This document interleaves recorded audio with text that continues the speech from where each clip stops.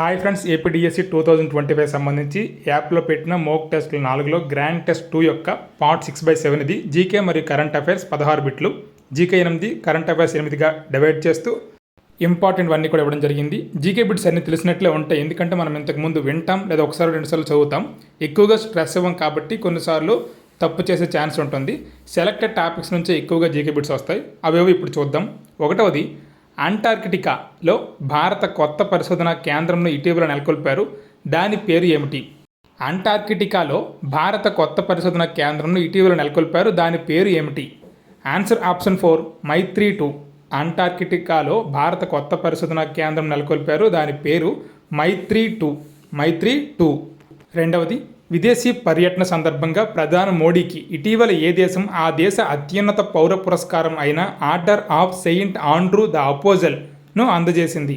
విదేశీ పర్యటన సందర్భంగా ప్రధాని మోడీకి ఇటీవల ఏ దేశం ఆ దేశ అత్యున్నత పౌర పురస్కారం అయిన Order of Saint Andrew the అపోజల్ను అందజేసింది? Answer option 1, Russia. రష్యా దేశ అత్యున్నత పౌర పురస్కారం అయిన Order of Saint Andrew the Apostle Narendra Modi గారికి ప్రదానం చేశారు. మూడవది, యూరోకప్ అనేది ఏ క్రీడకు సంబంధించినది? యూరోకప్ అనేది ఏ క్రీడకు సంబంధించినది? Answer option 3, football. యూరోకప్ అనేది ఫుట్బాల్కి సంబంధించిన ఒక కప్. ఇలా ఏ కప్పు ఏ క్రీడ అనేది కూడా మనం చదువుకోవాల్సిన అవసరం ఉంది. చాలా కప్పులు ఉన్నాయి. ఆ కప్పులు ఏ క్రీడకు కొన్ని స్పెసిఫిక్గా ఇంపార్టెంట్ ఉంటాయి. అవన్నీ మనం తెలుసుకుంటే ఒక బిట్ అయితే వచ్చే ఛాన్స్ ఉంటుంది. క్రీడలు పదాలు కూడా. నాలుగవది, NATO, NATO, North Atlantic Treaty Organisation. నాటోలో ప్రస్తుత సభ్యదేశాల సంఖ్య? Answer option 2, 32. చిట్ట చివరిగా స్వీడన్ దేశం నాటోలో 2024లో చేరి 32వ సభ్యదేశంగా మారింది. సో నాటోలో సభ్యదేశాలు ఎన్ని అంటే 32. చిట్ట చివరిగా చేరిన దేశం ఏది అంటే స్వీడన్. అలాగే నాటో అంటే నార్త్ అట్లాంటిక్ ట్రీటీ ఆర్గనైజేషన్. ఇలా సంస్థలు గుర్తుంచుకోవాలి. ఐదవది, ఇటీవల జరిగిన ఎన్నికల్లో ఇరాన్ నూతన అధ్యక్షుడిగా ఎన్నికైన వారు ఎవరు? ఇటీవల జరిగిన ఎన్నికల్లో ఇరాన్ నూతన అధ్యక్షుడిగా ఎన్నికైన వారు ఎవరు? Masoud Pezeshkian. Answer option 4, Masoud పెజెస్కియాన్.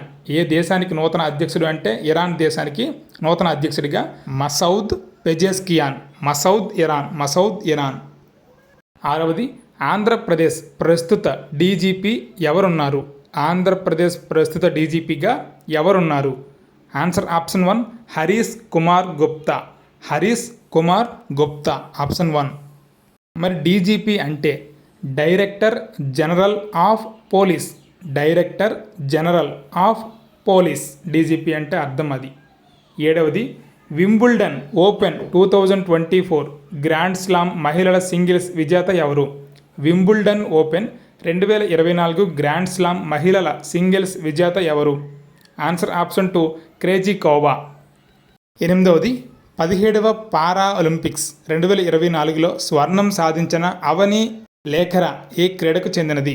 17వ పారా ఒలింపిక్స్ 2024లో స్వర్ణం సాధించిన అవని లేఖరా ఏ క్రీడకు చెందినది?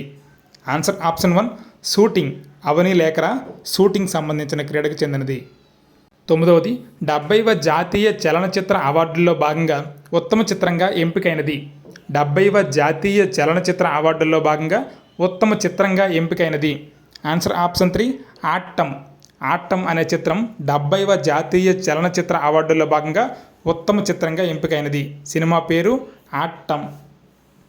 10వది, అండమాన్ నికోబార్ దీవుల రాజధాని పోర్ట్ బ్లెయిర్ను కేంద్ర ప్రభుత్వం ఈ పేరుగా మార్చింది.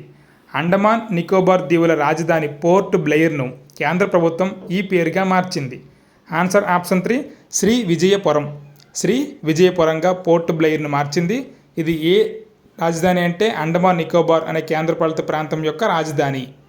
11వది, communalism versus secularism, socialism in changing world వంటి పుస్తకాల రచయిత. Communalism versus secularism, socialism in changing world వంటి పుస్తకాల రచయిత. Answer option 2, Sitaram Yechury. 12వది, భారతదేశ అత్యున్నత సాహితీ పురస్కారంగా పరిగణించే award. Answer option 1, Jnanpith award. సాహిత్య పురస్కారం. భారతదేశంలో అత్యున్నత సాహితీ పురస్కారం జ్ఞాన్పీఠ్. అదే భారతదేశ అత్యున్నత పురస్కారం అయితే భారతరత్న. సాహితీ పురస్కారం కాబట్టి ఆన్సర్ ఆప్షన్ 1 జ్ఞాన్పీఠ్. 13వది చేపల అధ్యయన శాస్త్రాన్ని ఇలా పిలుస్తారు. చేపల అధ్యయన శాస్త్రాన్ని ఇలా పిలుస్తారు. Answer option 4 ఇక్తియాలజీ. చేపల అధ్యయన శాస్త్రమే ఇక్తియాలజీ. Answer option 4. 14వది భారత రాజ్యాంగ పరిషత్ ప్రాథమిక హక్కుల కమిటీకి చైర్మన్గా వ్యవహరించింది ఎవరు? భారత రాజ్యాంగ పరిషత్ ప్రాథమిక హక్కుల కమిటీకి చైర్మన్గా వ్యవహరించింది ఎవరు? Answer option 1 Vallabhbhai Patel. చూడండి, రాజ్యాంగ పరిషత్ కాకుండా అందులో మరలా సబ్ డివిజన్స్ ఉన్నాయి. అందులో ప్రాథమిక హక్కుల కమిటీకి చైర్మన్గా వ్యవహరించింది ఆన్సర్ ఆప్షన్ 1 వల్లభాయ్ పటేల్. 15వది దేశబంధుగా పిలువబడినవారు ఎవరు? దేశబంధుగా పిలువబడినవారు ఎవరు? Answer option 4 Chittaranjan Das. దేశబంధుగా పిలువబడిన వ్యక్తి ఎవరు అంటే చిత్తరంజన్ దాస్. జీకే మరియు కరెంట్ అఫైర్స్లో లాస్ట్ బిట్, మన రాష్ట్రం గుండా పోవు జాతీయ రహదారులన్నింటిలో అతి పొడవైన జాతీయ రహదారి ఏది? మన రాష్ట్రం గుండా పోవు జాతీయ రహదారులన్నింటిలో అతి పొడవైన జాతీయ రహదారి ఏది? Answer option 1 16 national highway 16 NH16 అనేది మన రాష్ట్రం గుండా పోయే జాతీయ రహదారులన్నింటిలో అతి పొడవైన జాతీయ రహదారి NH16. ఇది ఫ్రెండ్స్ జీకే మరియు కరెంట్ అఫైర్స్ ఇంపార్టెంట్ బిట్స్గా 4 గ్రాండ్ టెస్టుల్లో 4 మోక్ టెస్టుల్లో కూడా ఖచ్చితంగా తయారు చేయడం జరిగింది. కష్టంగా ఇవ్వలేదు, ఈజీగా ఇవ్వలేదు, తెలిసిన నుంచే ఇచ్చాం. అలాగే గత డిఎస్సిలో ఏ టాపిక్స్ని ఎక్కువగా కవర్ చేస్తున్నారో ఆ టాపిక్స్ని సెలెక్ట్ చేసుకొని అవార్డులు, రోజులు, అలాగే ప్రముఖమైన వ్యక్తులు, ప్రముఖమైన బిరుదులు ఇలాంటివి టచ్ చేస్తూ కరెంట్ అఫైర్స్ని కూడా అంతే లెవెల్గా టచ్ చేస్తూ ఇవ్వడం జరిగింది. ఇవన్నీ కూడా మీకు ఉపయోగపడతాయని చెప్పే ఇలా వీడియో రూపంలో కూడా మీకు వివరించడం జరుగుతుంది. జీకే మ్యాక్సిమం మనం అందరం చదివి ఉన్నాం. 10th క్లాస్ వరకు టెక్స్ట్ బుక్స్ ఫిజిక్స్, బయాలజీ అలాగే సోషల్ చదివితే దాదాపుగా జీకే మనకి 20 నుంచి 30% కంప్లీట్ అయిపోయినట్లే అవుతుంది.